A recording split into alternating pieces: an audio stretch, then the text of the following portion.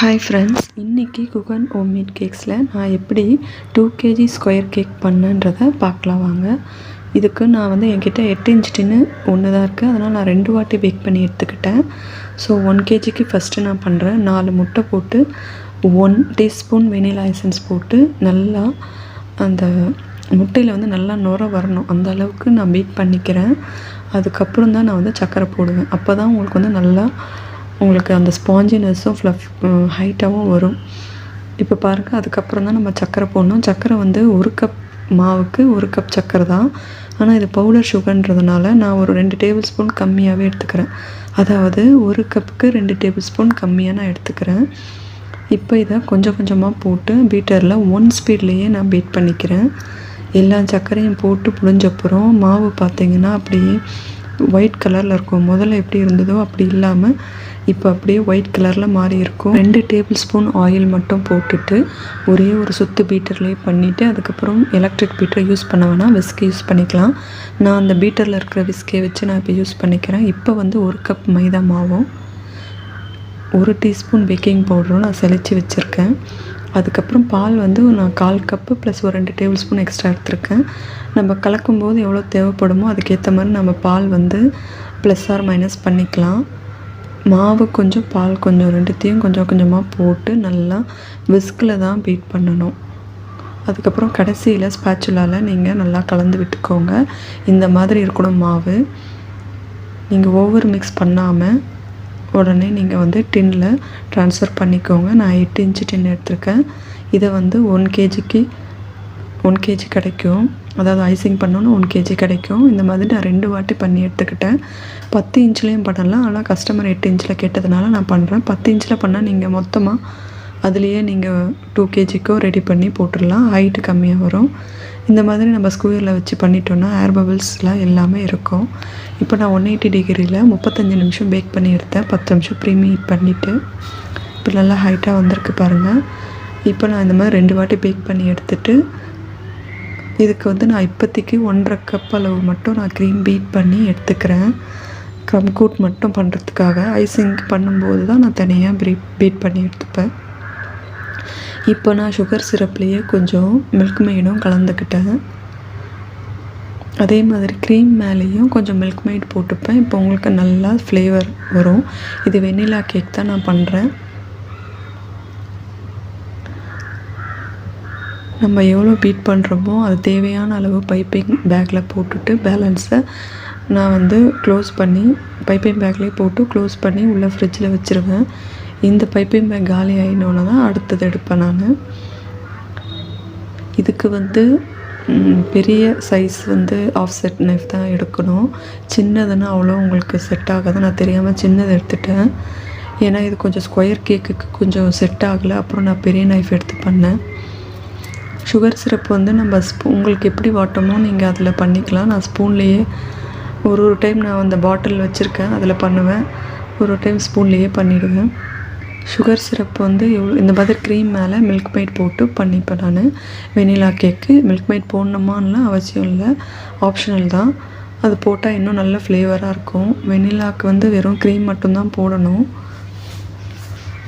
இந்த மாதிரி நம்ம பைப்பிங் பேக்கில் பண்ணுறதுனால நல்லா ஈவனாக உங்களுக்கு வந்து க்ரீம் ஈவனாக வரும். சீக்கிரமாக முடிஞ்சிடும். 1/2 ஹவர்லேயே நம்மளுக்கு முடிஞ்சிடும் க்ரம் கோட் பண்ணுறது. இல்லைன்னா நம்ம அதை ஸ்பேச்சுலாவில் எடுத்து பண்ணோன்னா நைஃபு பலட் நைஃப்லேயே பண்ணிகிட்டு இருந்தோம்னா நம்மளுக்கு ரொம்ப லேட் ஆகிற மாதிரி இருக்கும். க்ரீமும் எக்ஸ்ட்ராவாக வந்துடும். இது ஈஸியாக இருக்கும். சுகர் சிரப் எவ்வளோ ப்ரிப்பேர் பண்ணணுன்றதை சொல்லிடுறேன். உங்களுக்கு எப்போவுமே வந்து எவ்வளோ கேஜி கேக்கோ அவ்வளோ தண்ணி எடுத்துக்கணும். இப்போ வந்து எனக்கு வந்து இது வந்து 2 கிலோ கேக்கு, அதனால் நான் வந்து 2 கப் தண்ணி எடுத்துக்கிறேன். 1 கப் சர்க்கரை அளவு போட்டுக்கிறேன். ஆனால் இதுவே எனக்கு எக்ஸ்ட்ராவாக தான் இருந்துச்சு. சுகர் சிரப் எக்ஸ்ட்ரா தான் இருந்துச்சு. நம்ம லேயரை பொறுத்து உங்களுக்கு தேவைப்படும். நான் வந்து எனக்கு வந்து 3 லேயர்ஸ் கட் பண்ணிக்கிட்டேன். ஸோ 6 லேயர்ஸ் எனக்கு வந்தது. ஹைட் வந்து 4.5 இன்ச், அதான் 4.5 to 4 அதாவது 4.75 இன்ச் வரைக்கும் வந்துச்சு. இப்போ க்ரம் கோட் பண்ணி எடுத்துட்டேன். இப்போ இதை வந்து ஃப்ரிட்ஜில் வச்சுட்டேன். நான் ஒரு 1 ஹவர் நல்லா ஃப்ரிட்ஜில் வச்சுட்டேன். ஃப்ரிட்ஜில் தான் வைக்கணும், ஃப்ரீசரில் வைக்க வேண்டாம். ஃப்ரிட்ஜில் வச்சு எடுத்துகிட்டு அப்புறம் லாங் ஸ்க்ராப்பர் இந்த மாதிரி வச்சு நம்ம ஓரத்தில் ஐசிங் பண்ணிவிட்டு எடுத்துட்டோன்னா நம்மளுக்கு ஷார்ப்பாக எட்ஜஸ் வந்துடும். இல்லை நைஃப்லேயே, எனக்கு ஒரு சமயம் நான் நைஃப்லேயே பண்ணிவிடுவேன், ஆஃப்செட் நைஃப்லேயே பண்ணிவிடுவேன், அப்படியும் பண்ணிக்கலாம். இது வந்து ஒயிட் கலரே தான் கேட்டாங்க கஸ்டமர், அதனால் நான் ஃபுல்லாகவே ஒயிட்லேயே பண்ணிட்டேன். இதுக்கு மேலே வந்து பைப்பிங் டிசைன் தான் பண்ண போகிறோம். அப்புறம் நேம் வந்து சாக்லேட்டில் எழுத போகிறேன். அதனால் நான் இதுக்கு வந்து அகெயின் வந்து 1.25 கப்பு நான் எடுத்தேன். அது கரெக்டாக இருந்துச்சு.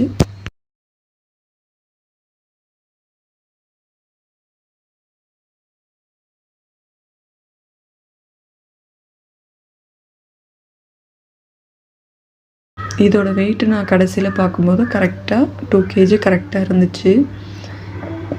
நீங்கள் லேயர் கம்மியாக போட்டிங்கன்னா உங்களுக்கு வந்து 1.5 kg அப்படி தான் வரும். ஏன்னா இதில் வந்து ஃபில்லிங்ஸ்லாம் இல்லை, உங்களுக்கு வெறும் மில்க் இது தான், க்ரீம் மட்டும்தான்.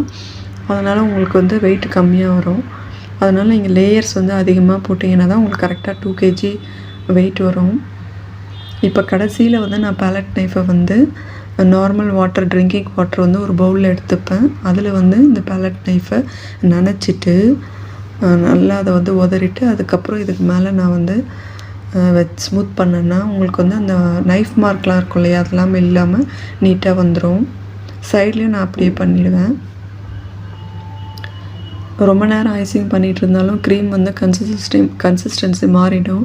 அதனால் நீங்கள் திருப்பி மறுபடியும் கொஞ்சம் நேரம் ஃப்ரிட்ஜில் வச்சுட்டு கூட பண்ணலாம்.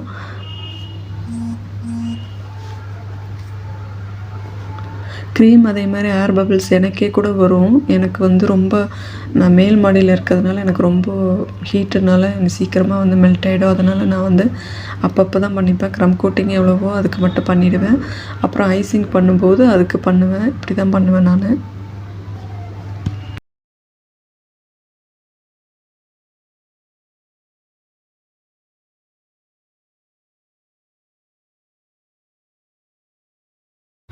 ஐசிங் முடிச்சுட்டு நான் ஃப்ரிட்ஜில் ஒரு 1 hour வச்சுட்டேன், நல்லா கூல் ஆகட்டும்ன்ட்டு.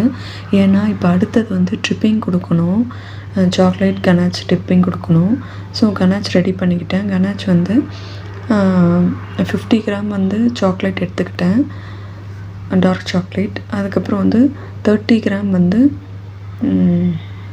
விப்பிங் க்ரீம் வந்து டபுள் பாயில் மெத்தடில் ரெண்டுத்தையும் மெல்ட் பண்ணிவிட்டு பைப்பிங் பேக்கில் போட்டுக்கிட்டேன். லைட்டாக வார்மாக இருக்கும்போது கேக் எடுத்து வச்சுட்டு நான் வந்து ட்ரிப்பிங் கொடுக்க ஆரம்பிச்சிட்டேன்.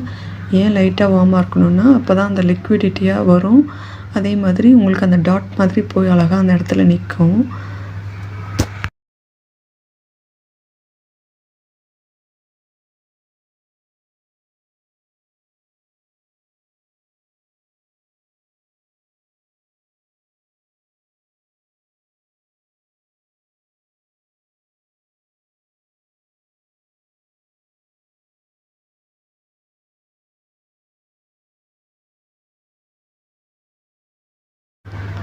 அதுக்கப்புறம் இப்போ நான் ஒன்லி பைப்பிங் டிசைன்ஸ் தான் மேலே.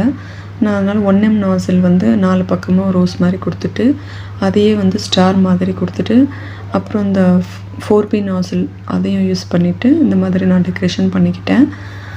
எல்லாம் ஏன் ஒயிட்லேயே இருக்குன்னா கஸ்டமர் வந்து ஒயிட் கலர் தான் கேட்டாங்க, எந்த கலரும் வேண்டாம் அப்படின்னு சொல்லிட்டாங்க. மேலே சாக்லேட் மட்டும், சின்ன சாக்லேட் மட்டும் அந்த 4 பக்கமும் வச்சிட சொன்னாங்க. அப்புறம் நேம் வந்து நான் வந்து நம்ம அந்த ஆல்ஃபபெட் மோல்ட்லேயே வந்து சாக்லேட்லேயே ரெடி பண்ணி ஃபிக்ஸ் பண்ணிட்டேன். இந்த டிசைன் எப்படி இருந்தது சொல்லுங்கள் ஃப்ரெண்ட்ஸ். இந்த வீடியோ பிடிச்சிருந்ததுன்னா லைக் பண்ணுங்கள், ஷேர் பண்ணுங்கள், சப்ஸ்கிரைப் பண்ணுங்கள். நான் இந்த 2 kg வெண்ணிலா கேக்குக்கு 1230 வாங்கினேன். ஒன்லி சாக்லேட் ஒர்க், அப்புறம் கேக்கோட இது தான், வேறு எதுவும் இல்லை. அவங்களே டாப்பர்லாம் வச்சுக்கிறேன்னு சொல்லிட்டாங்க. ஓகே ஃப்ரெண்ட்ஸ், கஸ்டமர் ஓகே சூப்பராக இருந்துச்சு, டிசைனும் நல்லா இருந்தது, கேக்கும் நல்லா இருந்ததுன்னு சொன்னாங்க. ஓகே ஃப்ரெண்ட்ஸ், இன்னொரு வீடியோவில் பார்ப்போம். பாய்.